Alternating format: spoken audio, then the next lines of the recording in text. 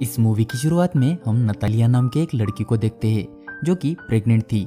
Natalia के साथ उसकी माँ एलेना भी थी जो डिलीवरी के लिए उसे हॉस्पिटल लाई थी। लेकिन रात काफी ज्यादा थी इसलिए हॉस्पिटल में डॉक्टर्स नहीं थे और नतालिया की तबीयत भी काफी सीरियस थी। इसलिए वहाँ की एक नर्स ही उसकी डिलीवरी करने का फैसला करती है और जैसे तैसे नतालिया को एक लड़का हो जाता है। लेकिन इसके बाद उन्हें जो दिखता है उस पर उन्हें यकीन ही नहीं होता क्योंकि पैदा होते ही वो बच्चा हवा में तैरने लगता है। ये देखकर नतालिया भी काफी हैरान हो जाती है, लेकिन वो उस बच्चे को पास लेकर अपनी माँ से कहती है कि ये बच्चा एक एंजल है। तब अलीना उस बच्चे को देखकर समझ जाती है कि वो बच्चा एबनॉर्मल है और वो ये नहीं चाहती थी कि ये बात सभी को पता चले, इसलिए वो नतालिया को लेकर वहाँ से निकलने लगती है। तब वहाँ की नर्स उन्हें रोकने की काफी कोशिश करती है, लेकिन वो लोग वहाँ नहीं रुकते। इसके बाद घर आते ही अलीना नतालिया से पूछती है कि क्या तुम्हें सच में याद नहीं कि इस बच्चे का बाप कौन है। लेकिन नतालिया को इस बच्चे के बाप के बारे में याद ही नहीं था। अलीना बोलती है कि ये कोई आम बच्चा नहीं है, इसलिए उन्हें इस बात को राज रखना होगा और अगर ये बात किसी को पता चल गई तो उन्हें इस बच्चे को खोना पड़ सकता है। लेकिन नतालिया अलीना की बातों को ज्यादा सीरियसली नहीं ले रही थी क्योंकि वो अपनी ही खुशी में मगन थी। वो उस बच्चे को नाम देती है ऑस्कर। लेकिन ऑस्कर को संभालना इतना आसान नहीं था क्योंकि पृथ्वी के गुरुत्वाकर्षण का उस पर कोई असर ही नहीं होता था। इसलिए जब भी वो लोग उसे अकेला छोड़ते तब वो छत से जाकर चिपक जाता, जिससे उसे नीचे उतारने में उन्हें काफी दिक्कतों का सामना करना पड़ता था। तब एलिना ऐसा बेड बनाती है जिससे वो ऑस्कर को बांध सके। इसी के साथ वो दोनों घर के छत पर भी बेड लगा देते हैं ताकि रात को गलती से अगर वो ऊपर चला भी गया तो उसे आराम से नींद आए। लेकिन इससे उनकी चिंता पूरी तरह से खत्म नहीं होती क्योंकि उन्हें हमेशा डर लगा रहता था कि अगर ऑस्कर गलती से बाहर चला गया तो वो हवा में उड़ जाएगा और कहीं खो जाएगा। इसलिए वो लोग उसका काफी ज्यादा ख्याल रखते हैं और धीरे धीरे समय के साथ ऑस्कर बड़ा हो जाता है। और तब नतालिया अपना दिमाग लगाकर घर पर ही एक ऐसा जैकेट बनाती है जिसके पॉकेट बड़े हो। वो उसके पॉकेट में 2 भारी स्टोन्स रख देती है जिससे ऑस्कर उड़ ना सके और ये प्लान कामयाब हो जाता है। और अब बड़ा होने की वजह से उसे घर के बाहर जाने का मन हो रहा था, लेकिन अलीना उसे बिल्कुल भी बाहर नहीं जाने देती। तब घर पर रहकर ऑस्कर हमेशा टीवी देखता था जिसमें वो सुपर हीरोज की कहानियां देखना ज्यादा पसंद करता, जिससे हर बच्चे की तरह उसे भी लगता था कि वो भी एक सुपर हीरो बने। लेकिन उसे तो घर के बाहर जाना भी अलाउड नहीं था, इसलिए वो हमेशा घर के खिड़की से बाहर देखता था। तब कभी कभार उसे उसके उम्र के बच्चे भी दिखते जो हंसते खेलते बाहर घूमते थे। वो उन्हें देखकर और ज्यादा दुखी हो जाता और घर के बाहर जाने की जिद करता। लेकिन अलीना और नतालिया को उसकी बात मानना आसान नहीं था। तब एक दिन ऑस्कर खिड़की से भागने की कोशिश करता है, लेकिन अलीना उसे देख लेती है, जिससे उसे काफी गुस्सा आता है और वो घर के सारे खिड़कियों को हमेशा के लिए सील कर देती है। इसके बाद वो ऑस्कर को धमकाती है कि इस घर के बाहर ना जाने में ही तुम्हारी भलाई है। लेकिन उसका मासूम चेहरा देखकर नतालिया को काफी बुरा लगता है और वो अलीना से बोलती है कि आखिर कब तक हम ऐसे इसे कैद करके रख सकते हैं, क्योंकि कभी ना कभी तो इसे बाहर निकलना ही पड़ेगा। इसलिए वो अलीना की बातों को इग्नोर करके ऑस्कर को लेकर बाहर आती है और उसे बोलती है कि अगर उसे बाहर घूमना है तो वो भी सुपरमैन की तरह ही अपना सीक्रेट किसी से भी शेयर नहीं करेगा, जिस पर ऑस्कर भी मान जाता है। अब वो अपने माँ के साथ हमेशा बाहर जाने लगता है और एक दिन नतालिया कुछ सामान खरीदने स्टोर में जाती है और वो बाहर उसका इंतजार करने लगता है। तब गलती से वो एक उसी के उम्र के बच्चे से टकरा जाता है जिसका नाम था यगता। यगता का सारा सामान नीचे गिर चुका था, इसलिए वो ऑस्कर पर थोड़ा गुस्सा होती है और उसके हाथ में 2 बॉटल्स देकर उसे उसके घर तक चलने के लिए कहती है। तब ऑस्कर थोड़ी देर अपनी माँ को देखकर उसके साथ जाने के लिए निकल पड़ता है क्योंकि शायद उसे कोई दोस्त मिलने वाली थी। लेकिन रास्ते में ऑस्कर को काफी भारी महसूस हो रहा था क्योंकि उसके हाथ में 2 बॉटल्स थी और साथ ही उसके पॉकेट में 2 भारी पत्थर भी थे, इसलिए उसे चलने में काफी दिक्कत हो रही थी। इसलिए वो अपने पॉकेट से वो पत्थर निकालकर फेंक देता है और अपनी नई दोस्त के साथ बातें करते करते आगे बढ़ता है। अब एगाथा का घर आ जाने पर वो उससे अपनी बॉटल्स मांगती है, लेकिन ऑस्कर वो बॉटल्स देने से साफ मना कर देता है क्योंकि उसे पता था कि बॉटल्स देने के बाद उसका क्या होने वाला है। लेकिन एगाथा भी एक छोटी बच्ची थी, वो उससे अपनी बॉटल्स छीन लेती है जिससे ऑस्कर हवा में उड़ने लगता है। लेकिन लकीली वहां पर छत होती है जिससे वो ज्यादा ऊंचा नहीं उड़ता। ये देखकर एगाथा काफी हैरान हो जाती है और चिल्लाकर उसे सुपरमैन बोलती है। तब ऑस्कर उससे मदद मांगता है, इसलिए वो अपने रूम में जाकर अपना स्कूल बैग लाती है और उसे दे देती है, जिससे वो नीचे आ जाता है और एगाथा से बोलता है कि मुझसे प्रॉमिस करो कि इस बात को तुम सीक्रेट रखोगी, जिस पर एगाथा भी मान जाती है और उन दोनों में अच्छी दोस्ती हो जाती है। इधर ऑस्कर के गायब होने से नतालिया और एलिना दोनों परेशान हो जाते हैं। वो उसे ढूंढने की काफी कोशिश करते हैं लेकिन वो उन्हें नहीं मिलता।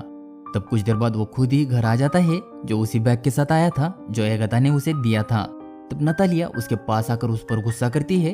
तब वो उसे एगाथा के बारे में बताता है, लेकिन वो उसे यह नहीं बताता कि अब एगाथा भी उसका राज जानती है। इसके बाद एगाथा और ऑस्कर का मिलना जुलना शुरू हो जाता है और काफी दिन वो एक दूसरे से मिलते हैं। लेकिन एक दिन नतालिया को उनका सच पता चल जाता है। उसे पता चल जाता है कि एगाथा भी ऑस्कर का राज जानती है। तब नतालिया उन दोनों को अलग कर देती है और ऑस्कर को एगाथा से मिलने के लिए मना कर देती है।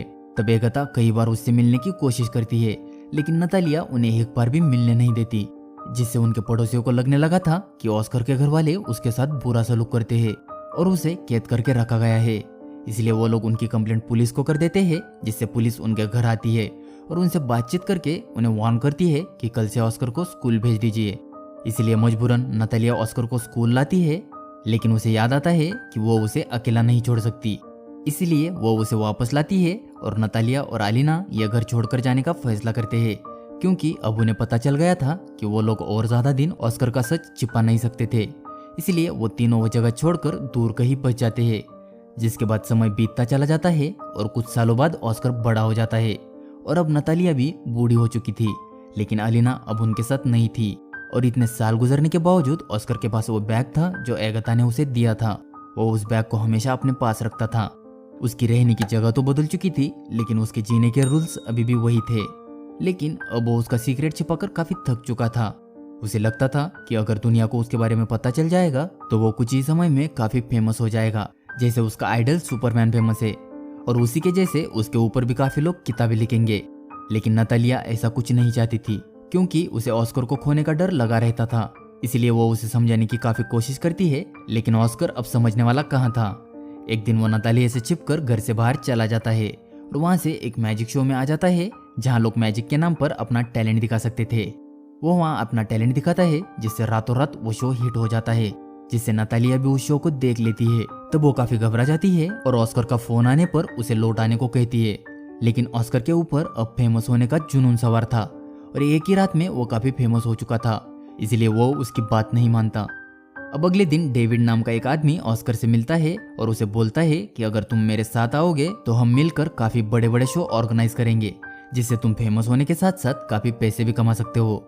इस ऑफर को सुनकर ऑस्कर मान जाता है और डेविड उसे रहने के लिए एक आलीशान घर देता है। दरअसल डेविड एक कॉन्ट्रैक्ट एजेंट था जो ऑस्कर से भी उसका कॉन्ट्रैक्ट साइन करवाता है।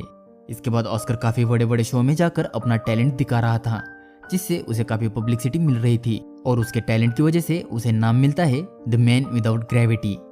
धीरे धीरे ऑस्कर का हर ख्वाब पूरा हो रहा था। अब उसके पास बंगला था, गाड़ी थी, बैंक बैलेंस था, लेकिन अब भी वो कहीं ना कहीं अधूरा था।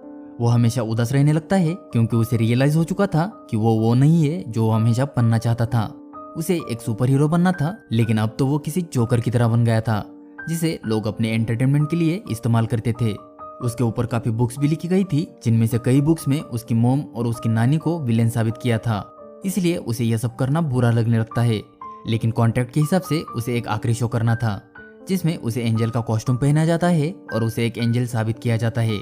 इसलिए उसे काफी गुस्सा आता है और वो लाइव शो में ही लोगों को बुरा भला कहने लगता है। इसके बाद वो अपनी माँ नतालिया से मिलकर उसे बोलता है कि वो ये सब छोड़ना चाहता है। इसलिए वो डेविड से कहता है कि अब वो आगे से कोई शो नहीं करेगा और उसे अब फेमस भी नहीं होना।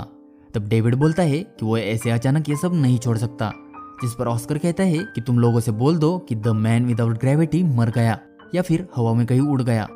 इसके बाद वो अपनी माँ से माफी मांगकर उसे भी गुड बाय कर देता है, क्योंकि अब वो अपनी लाइफ अकेले ही जीना चाहता था। अब अगले दिन ये खबर फैल जाती है कि द मैन विदाउट ग्रेविटी अब नहीं रहा, जिसके बाद लोग उस पर तरह तरह के क्लेम करते हैं। इधर नतालिया भी किसी तरह अकेली जीने लगी थी, लेकिन कई लोग उसके घर आकर उसे ऑस्कर के बारे में पूछकर परेशान करते थे। इसी परेशानी में कुछ और साल बीत जाते हैं और उसकी भी मौत हो जाती है। इधर ऑस्कर भी अपनी पहचान छिपाकर एक सिंपल जिंदगी जी रहा था, जिसमें उसने खुद का लुक बदलकर एक व्हीलचेयर का सहारा ले लिया था। वो एक होटल में रिसेप्शनिस्ट की जॉब करता था, जहां एक दिन उसकी मुलाकात एक लड़की से होती है जो और कोई नहीं बल्कि एगाथा ही थी। वो ऑस्कर को उस पिंक बैग की वजह से पहचान लेती है जो बचपन में उसे उसने दिया था, और वो बैग आज भी उसी के साथ था। वो दोनों एक दूसरे से मिलकर काफी खुश होते हैं, लेकिन एगाथा अब काफी बदल चुकी थी। उसने पैसों के लिए खुद को बेचना शुरू कर दिया था। वो कई बार लोगों के साथ उसी होटल में आया करती थी जहां ऑस्कर काम करता था। ये देखकर उसे काफी बुरा लगता था, इसलिए वो एगता को कई बार ये काम छोड़ने के लिए कहता है। लेकिन एगता हमेशा उसकी बातों को इग्नोर करती थी, क्योंकि अब वो मन ही मन में खुद को ऑस्कर के लायक नहीं मानती थी। लेकिन ऑस्कर चाहकर भी उसे अपने दिल से निकाल नहीं पाता और हालात के साथ दोनों बदल जाते हैं और दोनों शादी कर लेते हैं, जिसके बाद वो दोनों उसी घर में रहने आते हैं जहां उनका बचपन गुजरा था। और इसी के साथ ये मूवी खत्म हो जाती है।